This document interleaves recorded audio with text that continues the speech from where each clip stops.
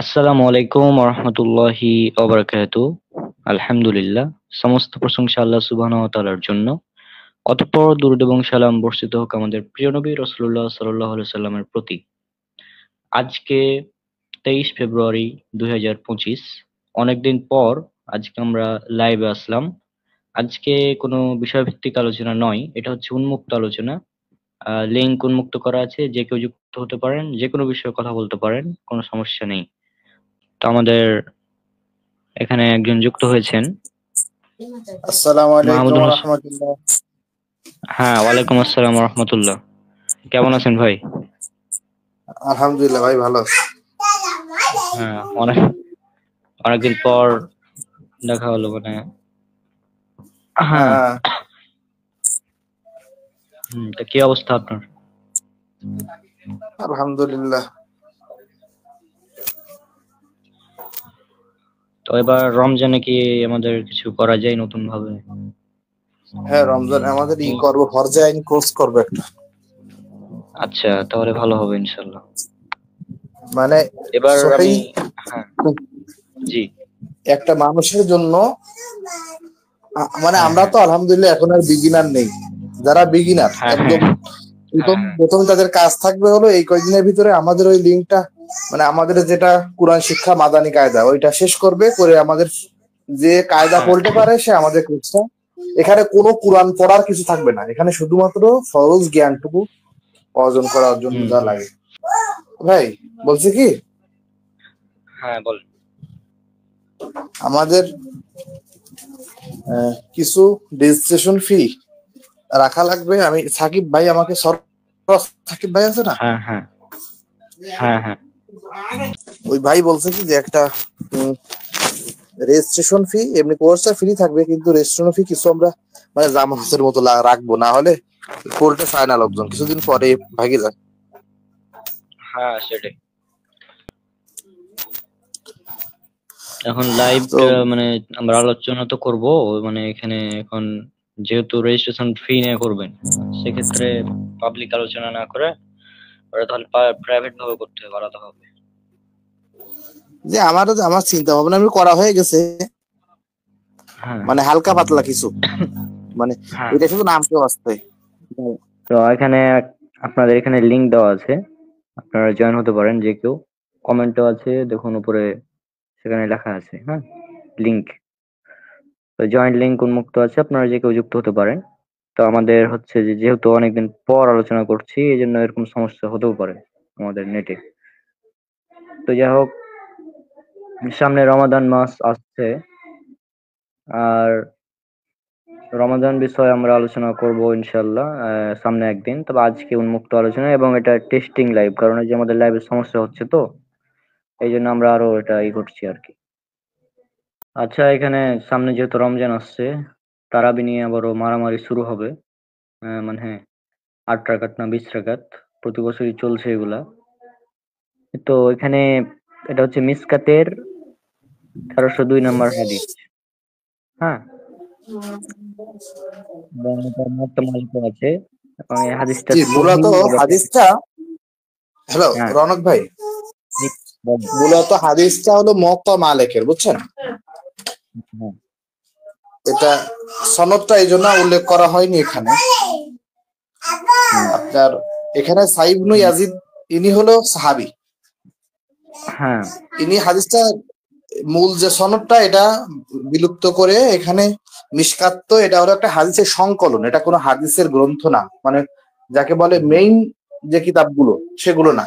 মিশকাত হলো সংকলন, যেরকম রিয়াদুস সালেহিন, মিশকাত, বুলুগুল মারাম, এগুলো কি করা হয়েছে, হাদিসগুলো বুখারী থেকে, মুসলিম থেকে, তিরমিজি থেকে সিলেক্টেড হাদিসগুলো, গুরুত্বপূর্ণ হাদিসগুলোকে সাজানো হয়েছে। হ্যাঁ হ্যাঁ মিশকাত মিশকাত শব্দ মিশকাত শব্দের অর্থ হলো তাক। যেহেতু দেখেছেন মূল, দেখেন হাওয়ালা দেওয়া, লাস্টে আসেন দেখেন রেফারেন্সে যান, দেখছেন মালিক লিখা, সহিহ মালিক। এটা মূলত হাদিস হলো মুওয়াত্তা মালিকের। হ্যাঁ পরবর্তীতে ইমামের যে সংকলক, ইমাম তিবরিজি, উনি এটাকে সংকলন করছে আর কি। তো হাদিসটা কিন্তু সহি, এবং যতগুলো রাবি আছে এর মূলটা আমি যদি আপনাকে এখনে আমি খুঁজে দিব। আচ্ছা, আপনি খুঁজে বের করতে পারলে করেন, আমি দেখছি তাও সার্চ করে। হ্যাঁ, আমি দেখতেছি। আসসালামু আলাইকুম শিহাব ভাই। হ্যালো।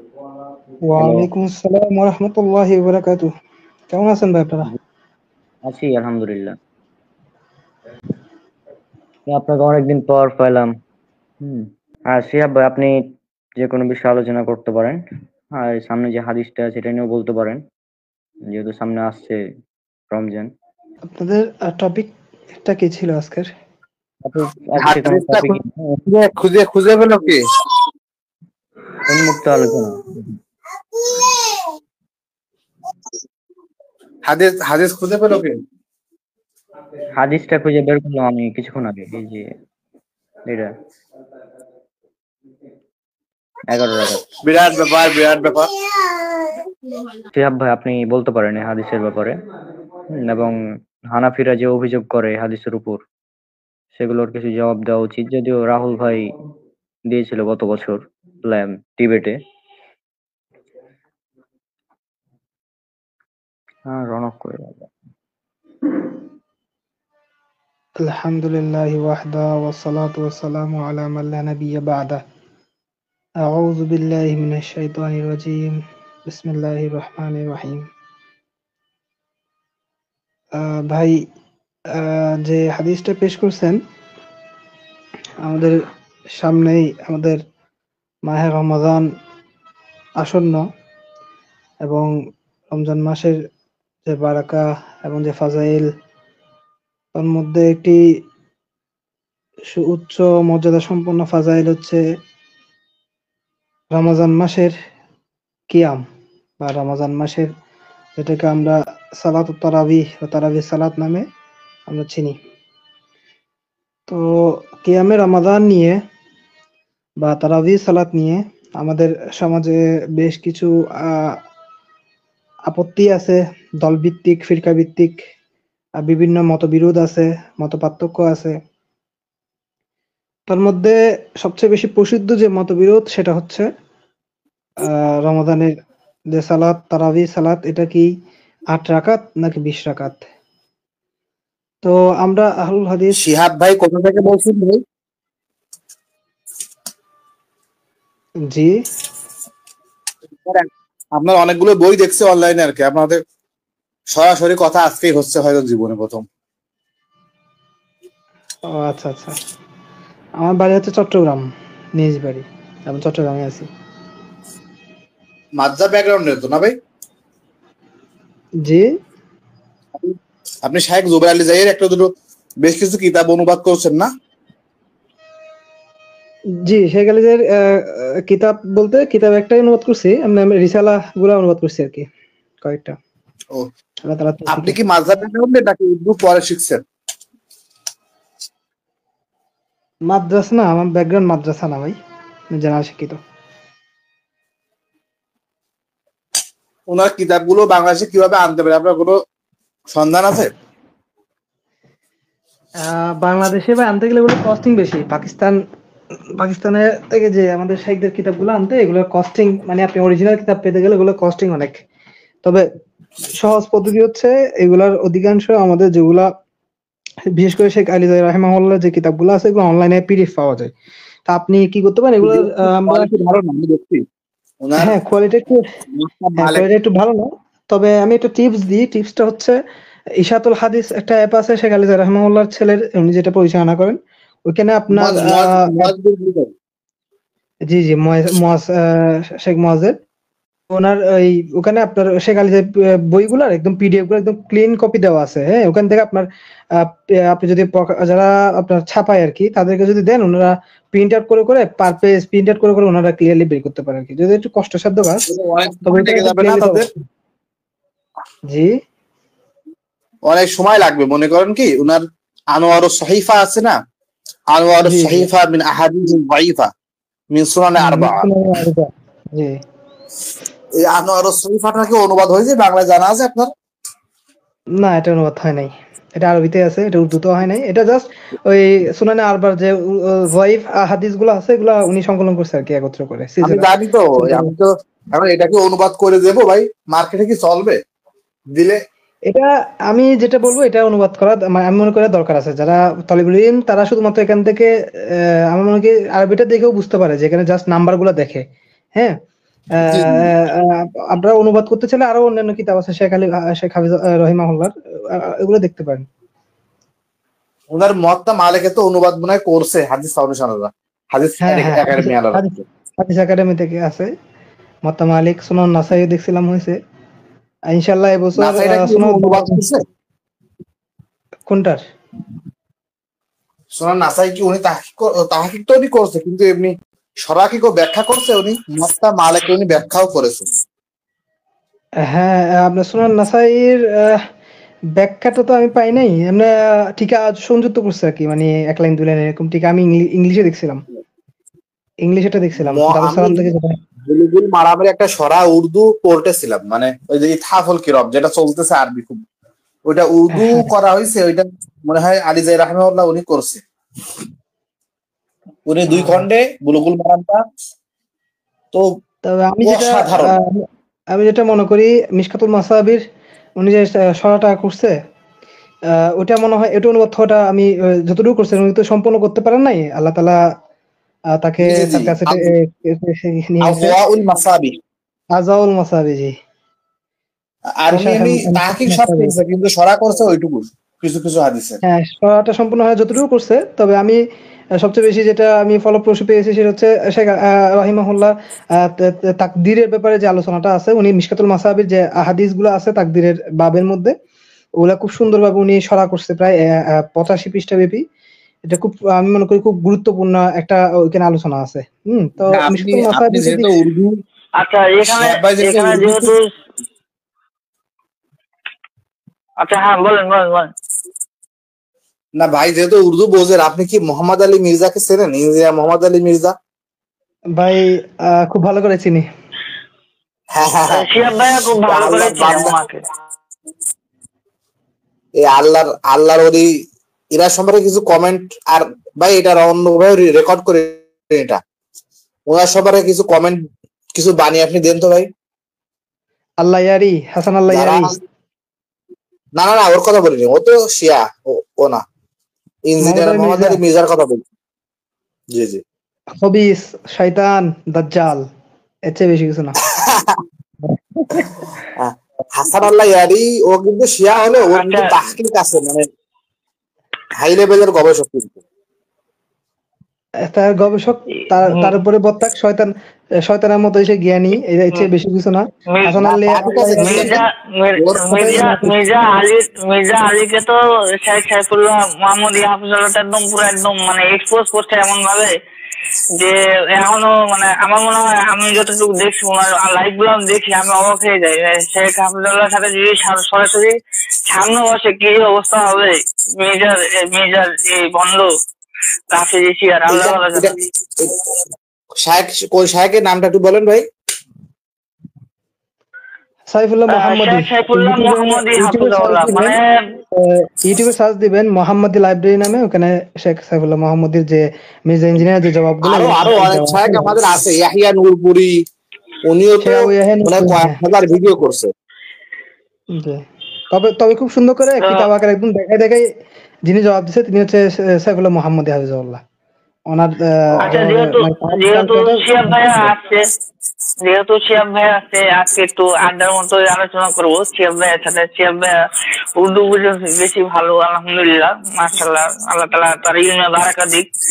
আমিন। শিহাব ভাই একটা জিনিস বলি আপনাকে, আপনি উর্দু ব্যাকগ্রাউন্ডটা এইভাবে বানাইছেন কিভাবে জেনারেলে পড়ে?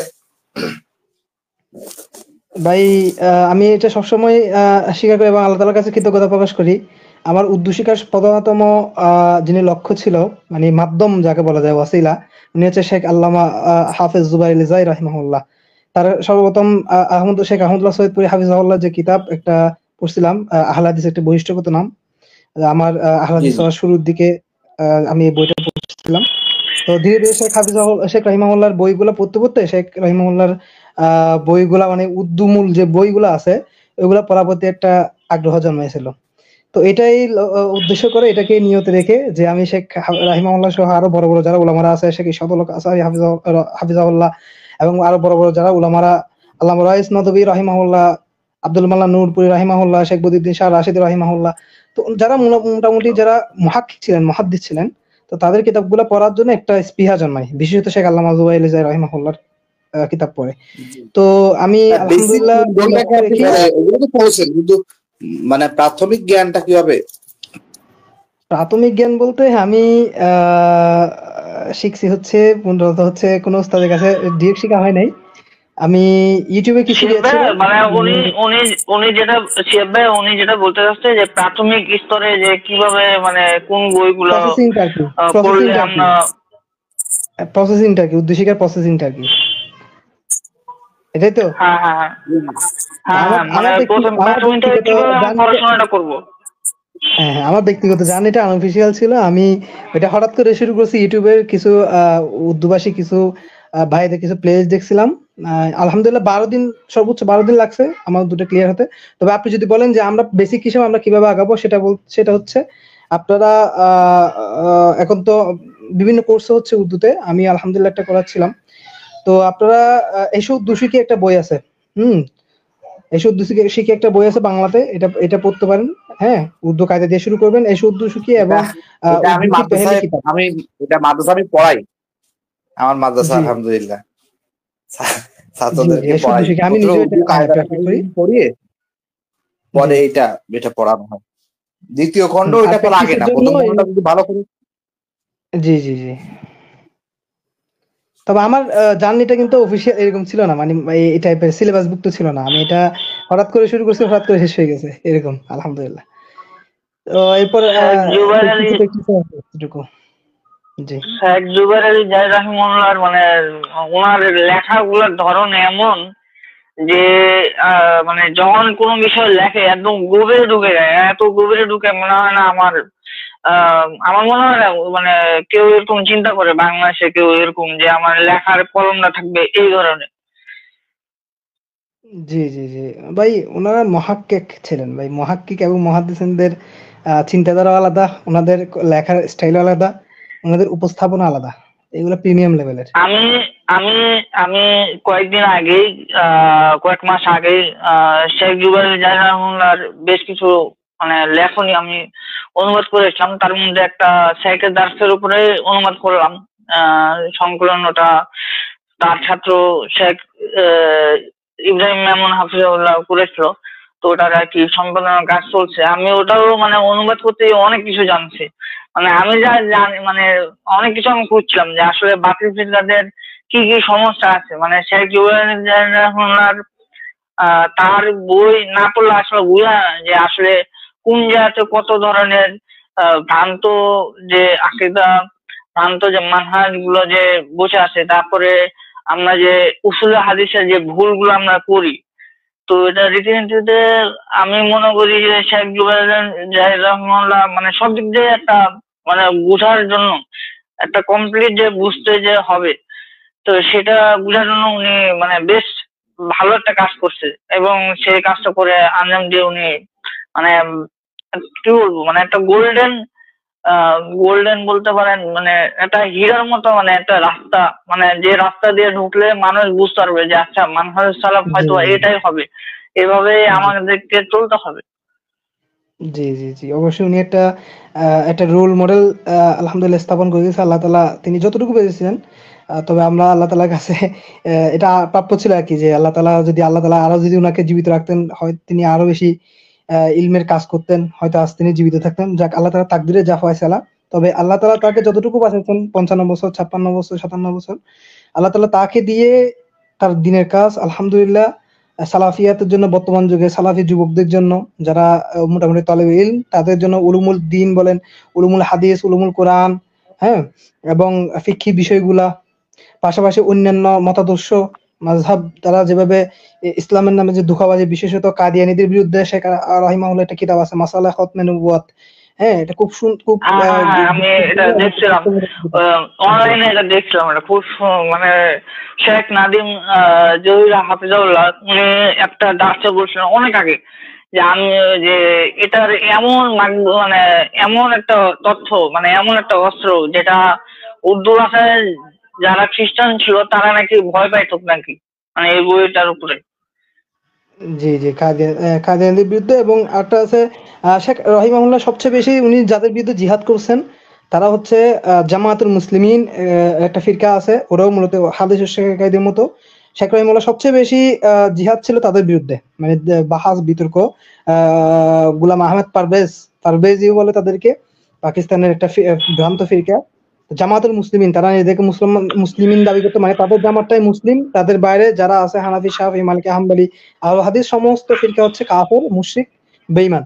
তো এদের বিরুদ্ধে সবচেয়ে বেশি শেখ রহিমাহুল্লাহর লেখালেখিও আমি দেখছি, এবং অন্যান্য উলামারা সবচেয়ে বেশি মানে পাকিস্তানের মধ্যে উনাকে বেশি প্রেস করছে এটা নিয়ে, যে শেখ হাফিজাহুল্লাহর শেখ রহিমাহুল্লাহ সবচেয়ে বেশি কি আছে, এখানে অবদান আছে তাদের বিরুদ্ধে। আজকে আজকে আজকে নরসিংদীতে জামিয়া দারুত তাওহীদে শেখ আনোয়ার শাহ কাশ্মীর রাহিমাহুল্লাহ নাতি শেখ আতিকুর রহমান কাশ্মীর রাহিমাহুল্লাহ বলছেন, মানে মাদ্রাসাকে উদ্দেশ্য করে, মার্কাজকে উদ্দেশ্য করে যে বলতেছেন যে মানে মার্কাজের প্রতিষ্ঠাতা যিনি আছেন, তো পরিচালক, ওনাকে বলছিলেন যে আপনার এখন কাজ হচ্ছে আপনি এই মার্কাজ থেকে আপনি শেখ জুবাইর আলী জাহি রাহিমাহুল্লাহর মতো মানুষজনকে তৈরি করবেন, শেখ গোলাম মুস্তফা জহির আমানপুরীর মতো তৈরি করবেন, শেখ এহসান ইলাহি জহির রাহিমাহুল্লাহর মতো তৈরি করবেন। তাদের মতো একজন একজন দক্ষ, একজন যোগ্য, একজন মানে বীর মুজাহিদ যেন তৈরি হয়, তারা যেন সবসময় বাতিলদের যেন আতঙ্ক হয়ে থাকতে পারে। সুবহানাল্লাহ, সুবহানাল্লাহ। আল্লাহ তাআলা আমাদেরকে কবুল করুক। আপনার আজকে যেহেতু শেখ আল্লামা জুবাইর জাহি রাহিমাহুল্লাহকে নিয়ে কিছু আলোচনা করতেছেন, তো পরিচালক সাহেব যদি আমাকে একটু অনুমতি দিতেন, যেহেতু আমাদের একটা লাইভ চলতেছে আর টপিকও শেখ আল্লামা জুবাইর জাহি রাহিমাহুল্লাহকে নিয়ে, তো বেশ জি কিছুদিন ধরে কিছু আপত্তি আমরা দেখতে পাচ্ছি আমাদের সালাফি ভাইদেরকে পক্ষ থেকে শেখ জুবাইর জাহি রাহিমাহুল্লাহকে নিয়ে, ওনার মানহাজ নিয়ে, ওনার উসুল নিয়ে। তো যদি আপনারা এই ব্যাপারে একটু এঙ্গেজ হতেন তাহলে আমি কিছু আলোচনা করতাম। জি, আলোচনা করেন, সমস্যা নেই, আলোচনা করেন আপনি। জাযাকাল্লাহ খাইরান, জাযাকাল্লাহ খাইরান, আহসানাল। তো যেটা মূলত এটা টপিকটা তোলার উদ্দেশ্য এটাই হচ্ছে, এখানে কাউকে আঘাত করার জন্য না, কাউকে আক্রমণ করার জন্য না। মূলত আমাদের সালাফি মানহাজটা অনেক বিস্তর, এবং এখানে হিংসা, বিদ্বেষ, ঈর্ষার কোনো স্থান নাই। কারণ এখানে কোনো ব্যক্তির নামের উপর বা ব্যক্তির অবস্থানের উপর, জাতীয়তাবাদের উপর সালাফিয়াতের ঝান্ডা নির্ভর করে না। সালাফিয়াতের ঝান্ডা নির্ভর করে যে কে হক কথা বলে, কে মানুষকে হকের দিকে ডাকে, এবং কে সালাফদের উপর আছে, আমরা তাদেরকে অনুসরণ করব। যারা সালাফদের মানহাজের উপর আছে কোরআন সুন্নাহর বুঝের ক্ষেত্রে, আমরা তাদেরকেই অনুসরণ করব, তারাই আমাদের অনুসরণীয়। তো বেশ কিছুদিন আগে একটা বিষয় উঠছিল যে একটা প্রশ্নকে ঘিরে আমাদের একজন মাদানী সাহেব, আমি তার নাম নিব না, আল্লাহ তাআলা তাকে হিদায়াত দিন, তাকে প্রশ্ন করা হয়েছিল হোয়াটসঅ্যাপের মধ্যে যে বিদআতি ইমামের পিছনে সালাতের ব্যাপারে মনে হয় এইরকম একটা প্রশ্ন করছিল।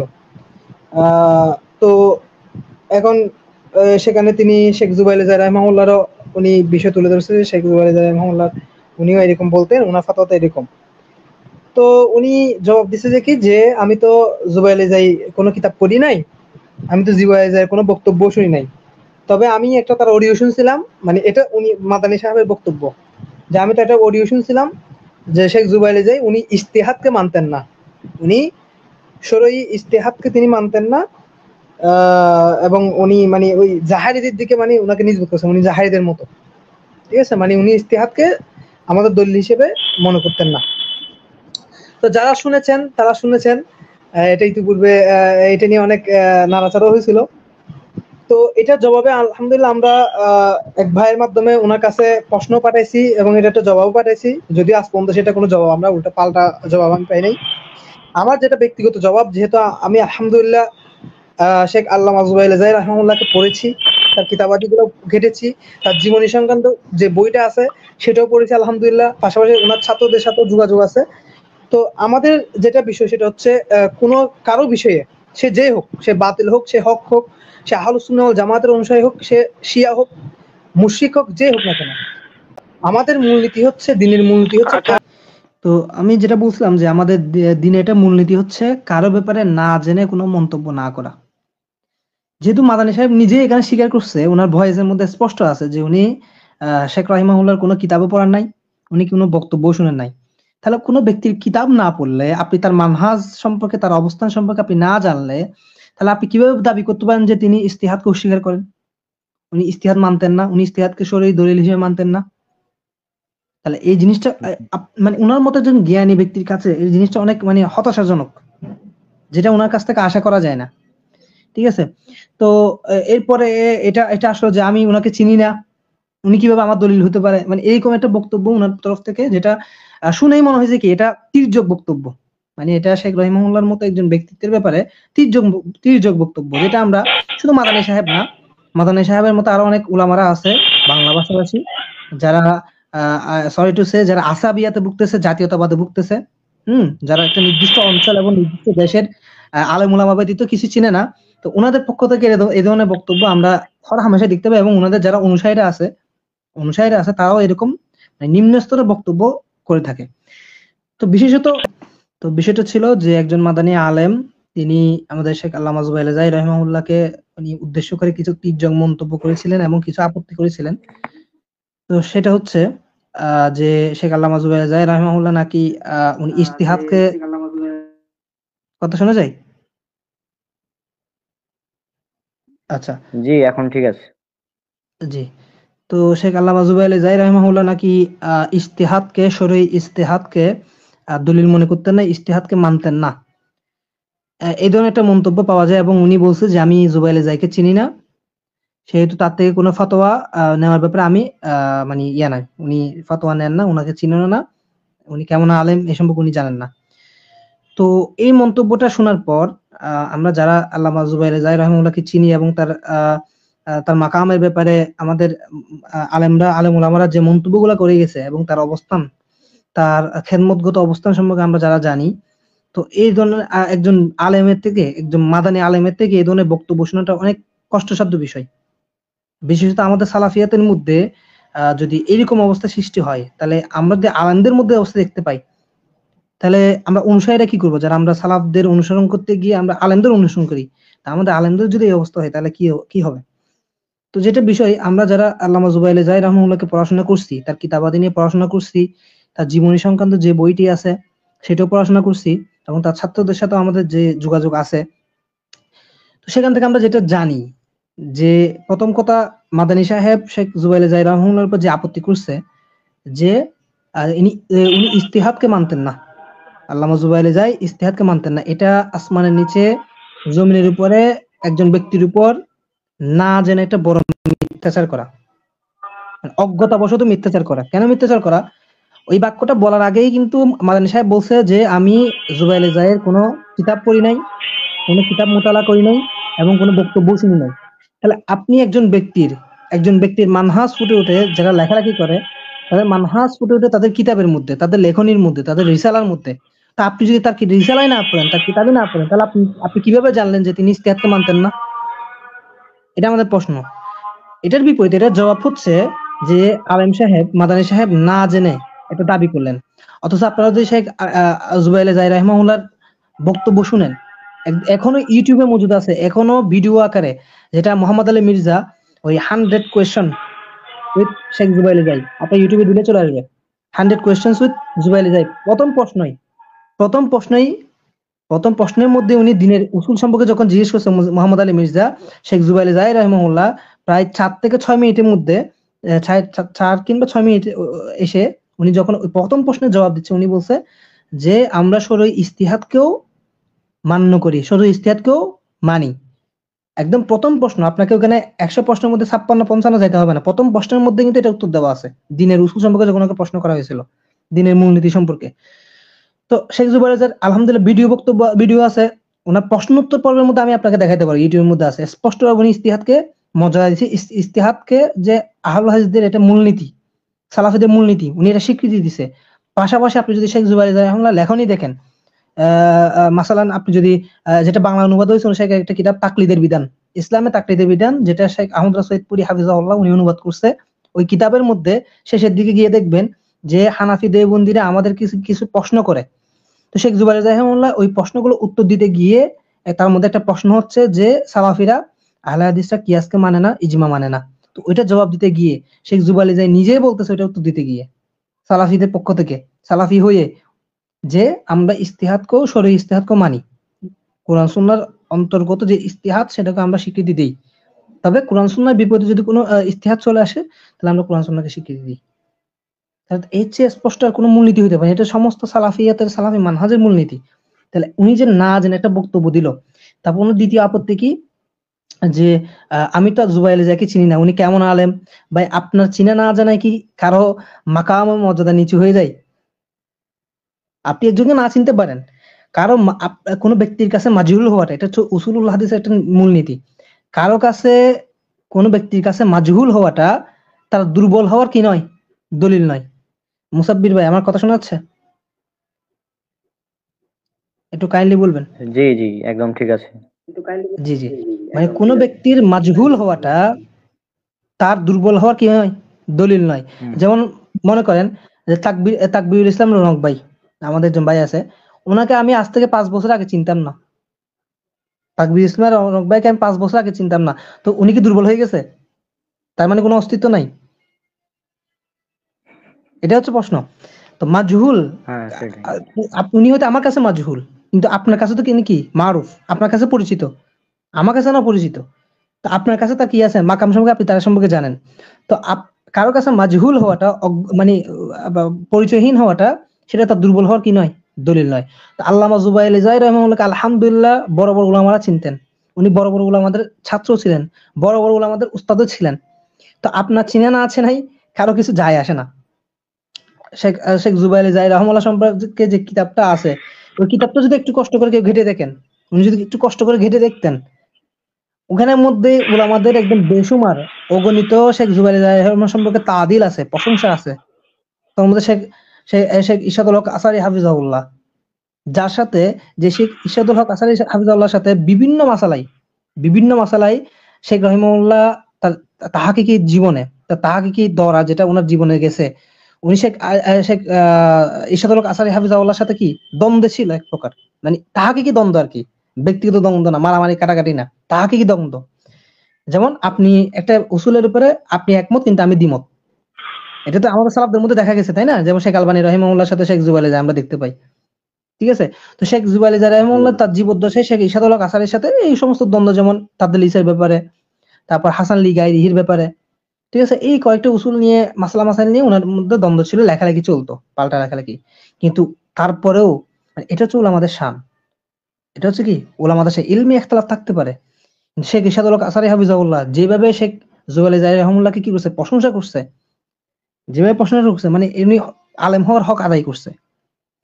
তো বড় বড় উলামারা শেখ আল্লামা জুবাইর রাহিমাহুল্লাহর প্রশংসা করছে, তবে আপনি না চাইলে কি আসে যায়, তো এইটা হচ্ছে আমাদের মানে জাতীয়তাবাদপন্থী কিছু মাদানী আলেমদের অবস্থা, যে তারা, আমি একটু ফ্র্যাঙ্কলি বলি, মাদানী আলেম ব্যতীত তারা কিছু চিনে না, মানে তারা মনে করে মদিনার বাইরে কোনো উলামারাই নাই, মানে তারা ভারত উপমহাদেশের যে উলামারা আছে তাদেরকে তারা গণ্যই করে না, তারা তাদের মানে খেদমতকে অস্বীকার করে এক প্রকার, যেগুলো আমরা পদে পদে বিভিন্ন জায়গায় দেখতে পাই।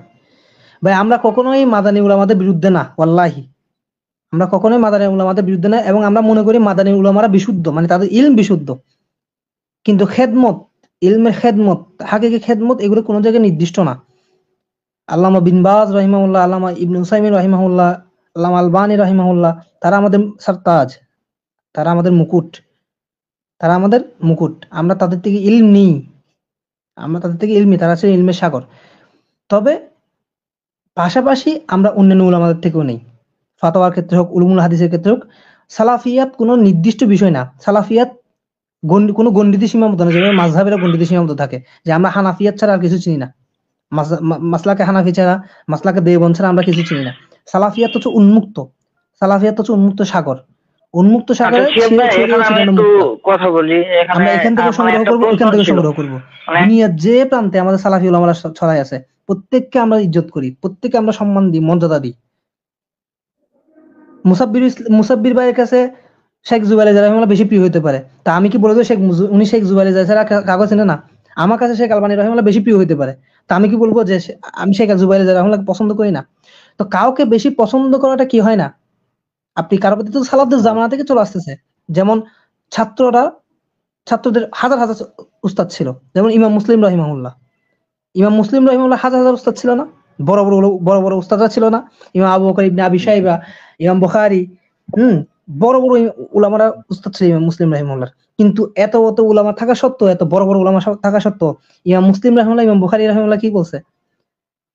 তার তার হাতে চুমু দিছে, তাকে এটা পর্যন্ত বলছে যে আপনি আপনার পা দিন, আমি আপনার পায়ে চুমু দিব। মানে এটা হচ্ছে উস্তাদের সাথে তার ছাত্রের একটি কি আবদ্ধতা। ঠিক আছে, তো আমাদের এটা বলার উদ্দেশ্য হচ্ছে যে সালাফিয়াত আবদ্ধ কোনো বিষয় না, সালাফিয়াত হচ্ছে উন্মুক্ত মণিমুক্ত আহরণের পদ্ধতি। ঠিক আছে, সেম ভাবে কেউ যদি শেখ আল্লামা বিন বাজ রহিমাহুল্লাহকে কি করে অপছন্দ করে এবং তার ব্যাপারে কটু মন্তব্য করে এবং সে নিজেকে সালাফি বলে, তাহলে আমরাও তাকে কি করব?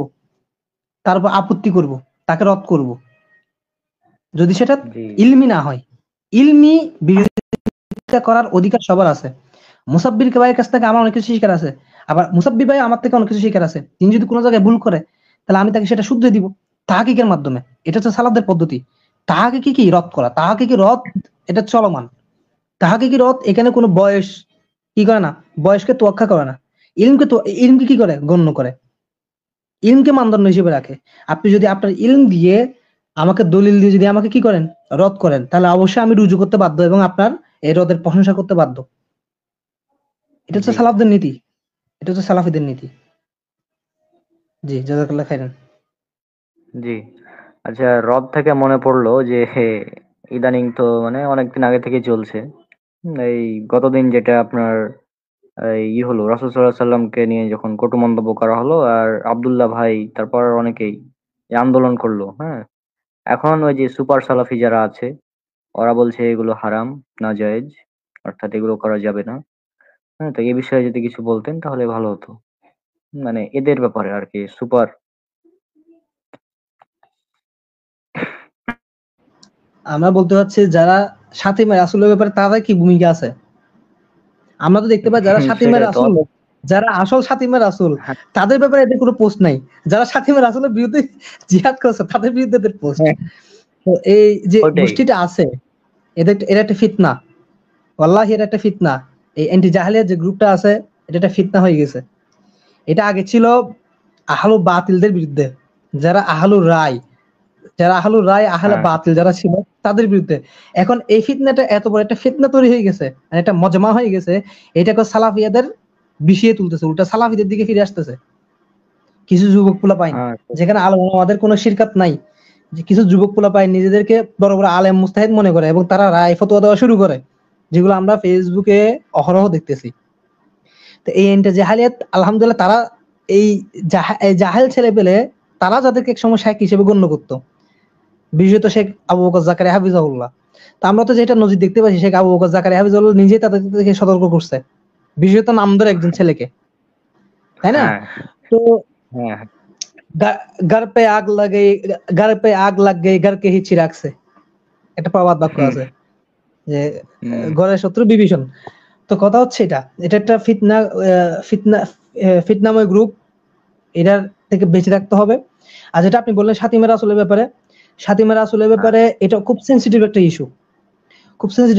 ইস্যু, বিশেষ করে আমাদের বাংলাদেশের মধ্যে একটা সেকুলার কান্ট্রিতে, যেখানে ধর্মের বিশেষত মুসলমান মেজরিটি হওয়া সত্ত্বেও মুসলমানদের যেটা দায়িত্ব, মুসলমানদের যেটা প্রাপ্য, মুসলমানদের যেটা অধিকার, সেটার কোনো কি নাই, রক্ষা নাই, সেই অধিকারের কোনো কি নাই, বাস্তবায়ন নাই। বিশেষত যখন বারবার বিভিন্ন নাস্তিক, বিভিন্ন হবিস, তারা যখন রাসূলুল্লাহ সাল্লাল্লাহু আলাইহি ওয়াসাল্লামের উপর, এগুলো যুগ যুগ ধরে চলতেছে। বাংলাদেশের যে পরিস্থিতি ছিল, পূর্বেও ছিল, বর্তমানে আমরা দেখতেছি, বর্তমানে বাড়তেছে সোশ্যাল মিডিয়ার মাধ্যমে, কেউ দেশের বাইরে থেকে, কেউ দেশের ভিতরে গোপনে, কেউ ছন্দের মাধ্যমে, কেউ কবিতার মাধ্যমে, তাই না? তো তো এই যে যে আল্লাহ রাসূলুল্লাহ সাল্লাল্লাহু আলাইহি ওয়াসাল্লামকে উদ্দেশ্য করে, আল্লাহকে উদ্দেশ্য করে এবং ইসলামকে উদ্দেশ্য করে তাদের যে বিষ বান গুলো চলতেছে, বিষ বান, তো এই যে এগুলা যেভাবে হোক, শাতিম সে যে এরকম করুক, বিয়াদবি গালাগালি সে যেভাবে করুক, সেটা গালাগালি, সেটা ছন্দে করুক, সেটা কবিতায় করুক, সেটা উদ্দেশ্য করুক, সেটা পরোক্ষ করুক বা প্রত্যক্ষ করুক। তো শাতিমা রাসূলের দণ্ড, শাতিমা রাসূলের সাজা, এটা কোরআন সুন্নাতে স্পষ্ট। শাতিমা রাসূলের সাজা হচ্ছে মৃত্যুদণ্ড, যদিও সে তওবা করে। আমরা তার তওবা মেনে নিব, তার জন্য দোয়া করব, মানে সে তাকে যখন হত্যা করব, তওবা না করলে তার সাথে তার ব্যাপারে কোনো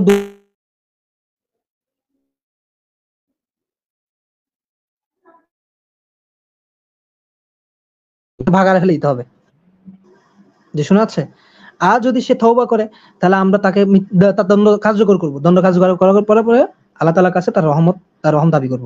এখন আপনি বলবেন যে বাংলাদেশে আমরা কিভাবে সেটা প্রতিবাদ গড়ে তুলব? ভাই, বাংলাদেশে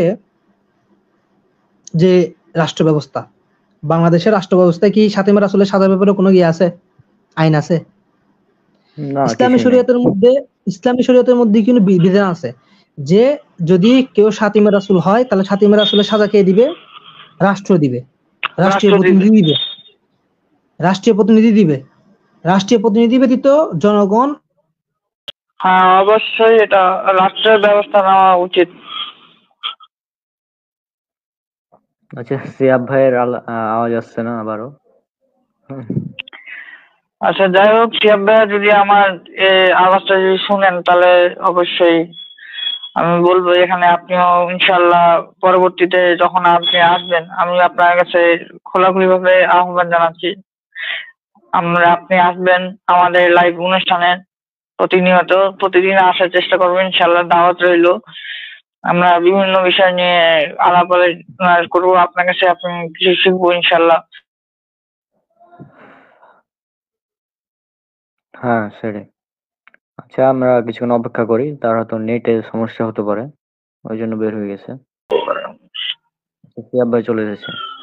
আচ্ছা সিয়াব ভাই, আপনার এই লাস্ট জনগণ, তারপরে আর সাউন্ড নাই। জি জি, আউযু বিল্লাহি মিনাশ শাইতানির রাজিম। তো যেটা বলছিলাম যে জনগণের ইসলামী বিধান কি, যে জনগণের হাতে এই হুদুদ দেওয়ার বা হদ দেওয়ার, হদ কায়েম করা কি নাই, ক্ষমতা নাই, এটার অধিকার নাই। হ্যাঁ, এটা রাষ্ট্রীয় ব্যবস্থা। তো এখন আমার কথা হচ্ছে যে এই যে শাতিমা রাসূলের যে ইস্যুটা, আমাদের একটা সময় ছিল স্বৈরাচারদের, আমাদের একটা সময় গেছে, কিছুদিন পূর্ব সময় গেছে, একটা স্বৈরাচারের যে পতন ছিল, ওই যে মুহূর্তটা আমাদের ছিল, ওই সময় কিন্তু এটার শাতিমা রাসূলের যে দুর্বার, এটা ছিল না, প্রচলন ছিল, এটা আরো বেশি ছিল।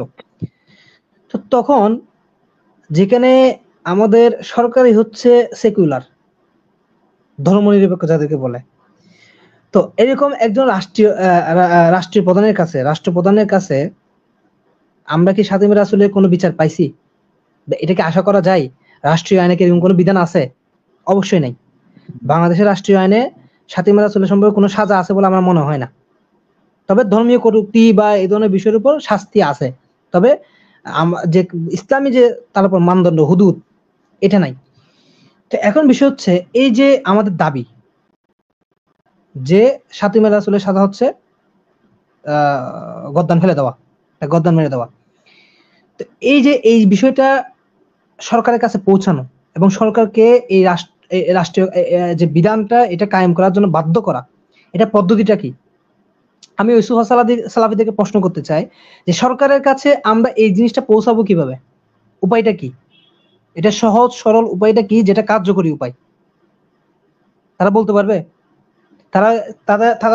আপনি তাদের থেকে শুনতে পাবেন কি সারা জীবন যে আলেম ওলামার মাধ্যমে সরকারের কানে কানে পৌঁছাইতে হবে, গোপনে গোপনে পৌঁছাইতে হবে। আপনি যে কোনো বিষয় বলেন, সরকারে দেশ বিদ্রোহ কাজ করুক, সেখানেও এই নীতি যে চুপি চুপি তার কানে বলতে হবে। সরকার অন্যায় করুক, সরকার মারপিট কাটাকাটি সব করুক, তাহলে কি করতে হবে? তাদের কানে কানে গিয়ে, ঠিক আছে, এই হাদিসটা আছে, এই হাদিসটা রাসূলুল্লাহ সাল্লাল্লাহু আলাইহি ওয়াসাল্লাম থেকে বর্ণিত আছে, আমরা এটা অস্বীকার করতেছি না, কিন্তু এই যে সেনসিটিভ বিষয়গুলা, ওই ওই ওই যে হাদিসটা, ওটা কাদের ব্যাপারে আসছে? ইসলামী যারা শাসক, যারা মুসলিম শাসক, মুসলিম আমির, যখন তাদের পক্ষ থেকে এরকম কিছু অন্যায় দেখতে পাবে, সে যেহেতু মুসলিম শাসক এবং সে কোরআনের আইনে বিধিবদ্ধ, সেই অবস্থায় সে যখন কোরআন থেকে সরে গেছে, যখন কোরআনের আইন থেকে সরে গেছে, তখন তুমি তাকে কি করবা? চুপিসারে গিয়ে তাকে নসিহত করবা, আলেম ওলামারা নসিহত করবে যাতে সে ফিরে আসে সেখান থেকে। কারণ অলরেডি তার মানদণ্ড হচ্ছে কি? কোরআন এবং সুন্নাহ, ইসলামী বিধান।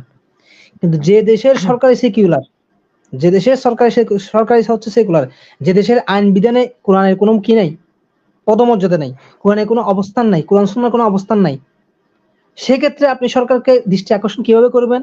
সেক্ষেত্রে সরকারকে আপনি কিভাবে বাধ্য করবেন? দুইটা কিন্তু দুইটা সুরত, দুইটা কিন্তু কি? দুইটা সুরত। এই ক্ষেত্রে মানববন্ধন ব্যতীত এই হ্যাঁ ফাতিমা রাসূলদের বিরুদ্ধে আপনি বিদ্রোহ কিভাবে করবেন?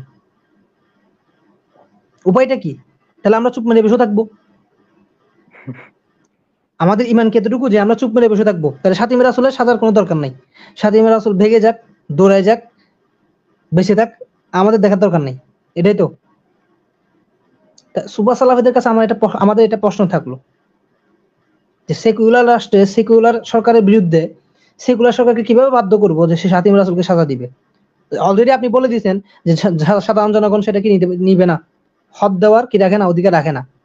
আমাদের সুফা সালাফি ভাইদের বক্তব্য, হ্যাঁ আমরা একমত। তাহলে এখন উপায়টা কি?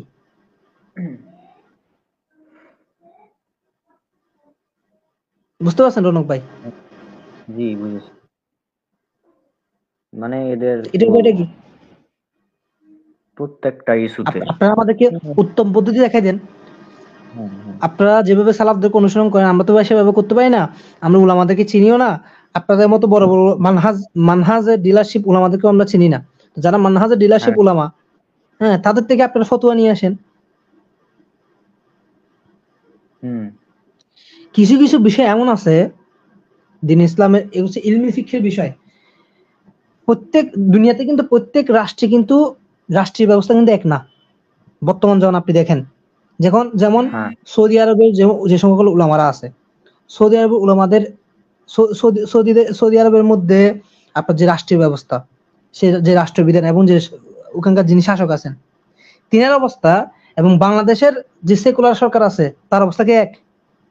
সুরত এক, পরিস্থিতি এক, বিধান দেওয়ার পদ্ধতি এক, বিধান কার্যকর করার পদ্ধতি এক। ওখানে তো কোরআনের বিধান চলে।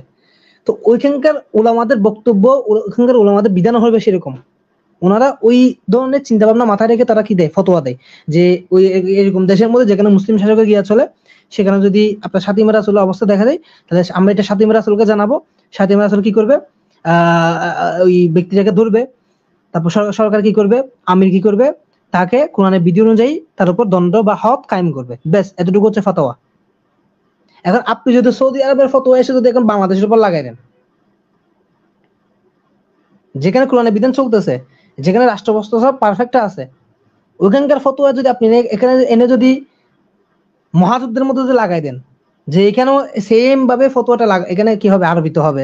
উলামা যেটা বলছে সেখানে এখানেও আরবিতে হবে। এখানে দেশ অঞ্চল কি করা হবে না? গণ্য করা হবে না।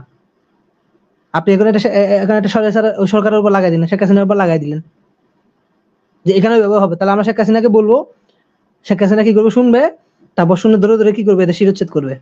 এটা নাকি পদ্ধতি? তো দ্বীন ইসলাম এটা রাষ্ট্রভেদে, পরিস্থিতি ভেদে, পরিবেশ ভেদে এটা ফতোয়া, এটার অবস্থা পরিস্থিতি ভেদে কি হয়? এটা ফতোয়াটা চেঞ্জ হয়, এটার অবস্থা কি হয়? চেঞ্জ হয়। বিধান একটাই, কোরআন সুন্নাহর অধীনে কিন্তু সেটা কি হবে? বিধান আসবে। যে এমত অবস্থায় সেকুলার রাষ্ট্রে এটার পদ্ধতি কি হবে? এটা পদ্ধতি কি বাকি আছে যেটার মাধ্যমে আমরা হক আদায় করতে পারবো? আপনাকে ওই ক্ষেত্রে ওইটাকে কি করতে হবে? অনুসরণ করতে হবে, যদি ভিন্ন পথ না থাকে। সৌদি আরবে মিছিল করার সুযোগ আছে? সুযোগ কেন নাই? কারণ সেখানে এই ধরনের পরিস্থিতি সৃষ্টি হয় না। চুরের বিরুদ্ধে মিছিল কেন করতে হয় না? চুরের বিরুদ্ধে মিছিল কেন করতে হয় না ওখানে? এখানে তো আপনার চুরের বিরুদ্ধে, দুর্নীতিবাজদের বিরুদ্ধে মিছিল করতে হয়, সৌদি আরবে কেন করতে হয় না? বলেন আপনি। ওইখানে অলরেডি একটা পারফেক্ট একটা পজিশনে আছে। ওদের বিচার ব্যবস্থা এবং ওদের বিচার ব্যবস্থা বাস্তবায়ন করার পদ্ধতি আলাদা, কোরআন সুন্নাহ ভিত্তিক।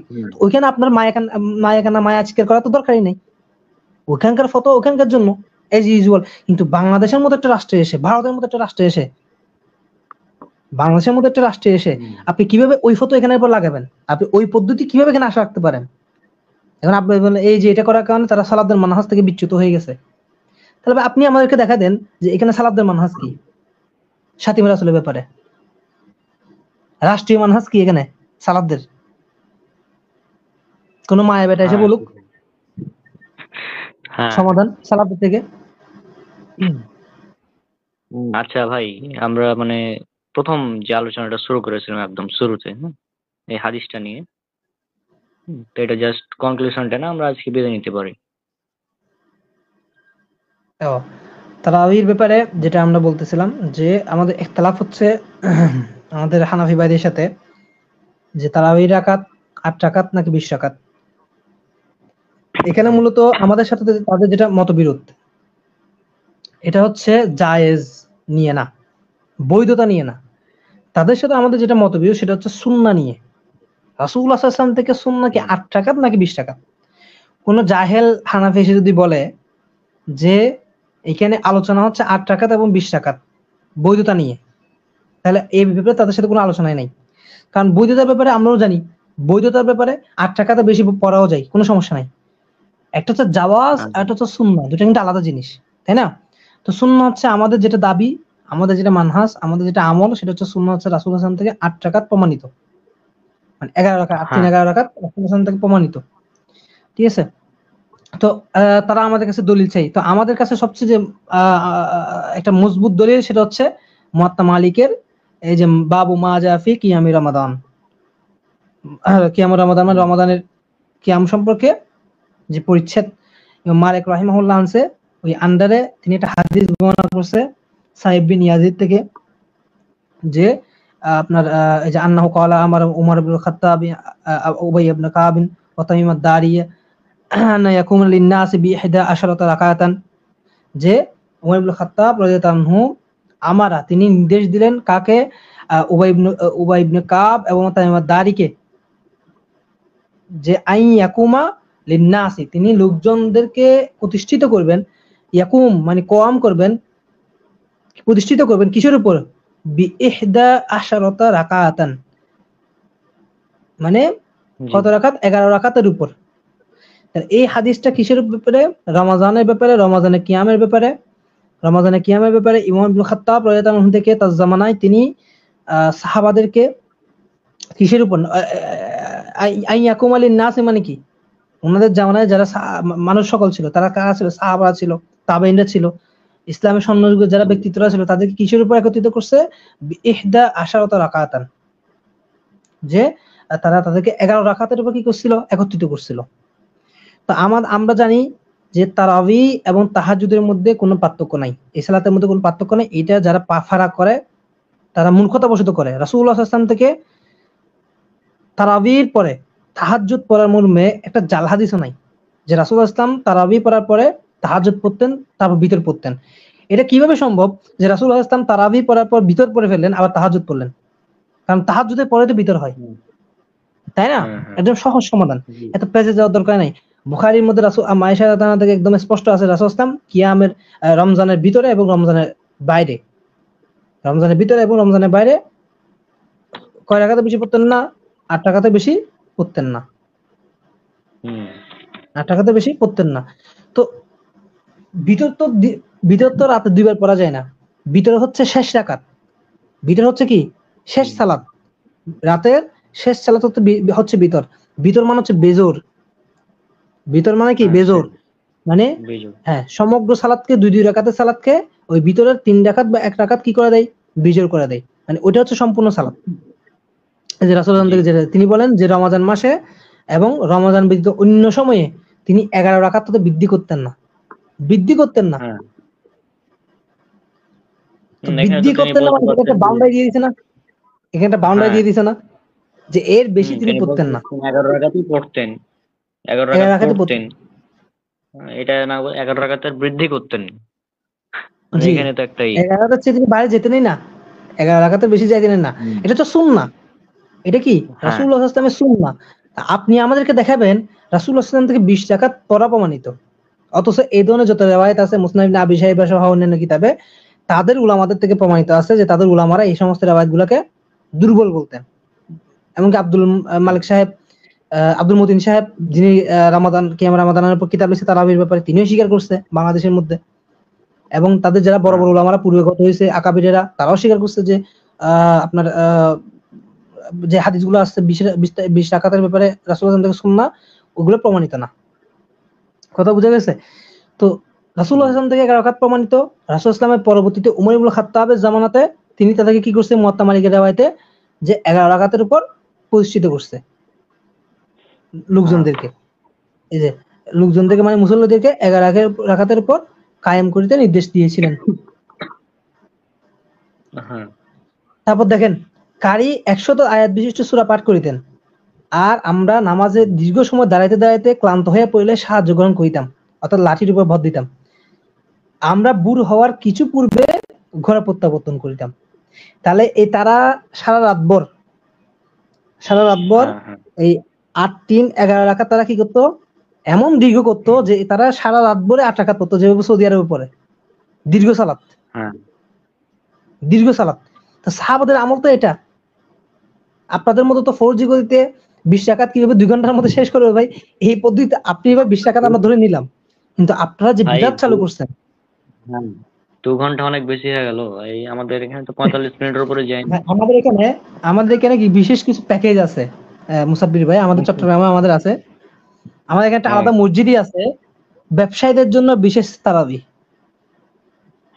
ব্যবসায়ীদের জন্য বিশেষ তারাবি মানে প্রথম 10 দিনে তাদেরকে খতমে কোরআন দিয়ে ফেলবে।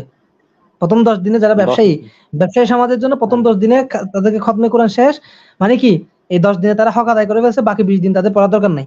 মানে তাদের জন্য এটা বিশেষ প্রোটোকল, কারণ তাদের বাকি 20 দিন ব্যবসা করতে হবে, ব্যবসায়ীদের জন্য এটা। সেটাই। তো এই হচ্ছে আমাদের ভাইদের অবস্থা তাই। আচ্ছা ভাই, আপনি যদি আগামী রমজানের আগের দিন বা তার আগে যদি থাকেন, সেদিন আমরা রমজান বিষয়ে অনেকগুলো আলোচনা করতে পারি। হ্যাঁ অবশ্যই থাকেন তাহলে ভালো হবে আর কি। আমি জানিয়ে দেবো ইনশাআল্লাহ। ওমা তৌফিক ইল্লা বিল্লাহ। তো আল্লাহ তৌফিক দিন, ইনশাআল্লাহ অবশ্যই চেষ্টা করব থাকার। পাশাপাশি আপনারা আরো দিনী ভাইদেরকে যুক্ত করার, দিনী ভাইদেরকে যুক্ত করার চেষ্টা করবেন। সবাই থাকলে আলোচনাটা সুন্দর হয় আর কি, সবার থেকে সবকিছু অনেক কিছু শেখা যায়। আর এখানে মানে তারা একটা অভিযোগ করে যে তারাবির বুখারীর হাদিস, সেটা তারাবির না, তাহাজ্জুদের হাদিস। তো এই অভিযোগের জবাবগুলো আমরা আগামী এটা ইনশাআল্লাহ যদি আপনারা যদি আয়োজন করেন তাহলে ইনশাআল্লাহ সবগুলো আমরা আবার পেশ করব। আর যদিও আমাদের সালাফি উলামারা এই বিষয়টাকে, এই দায়িত্বটা তারা পূর্ণ করে গেছে। তারা তারাবির ব্যাপারে আলহামদুলিল্লাহ খুব সুন্দর আলোচনা করে কিতাবও লিখছে, আলহামদুলিল্লাহ তাদের বক্তব্য মজুদ আছে। তবুও আমরা তালেবে ইলমরা যাতে নতুন পদ্ধতিতে যাতে মানুষরা এই জিনিসগুলো বুঝতে পারে, আমরা চেষ্টা করি যে প্রতি বছর মানুষের সামনে এই জিনিসগুলো পেশ করা।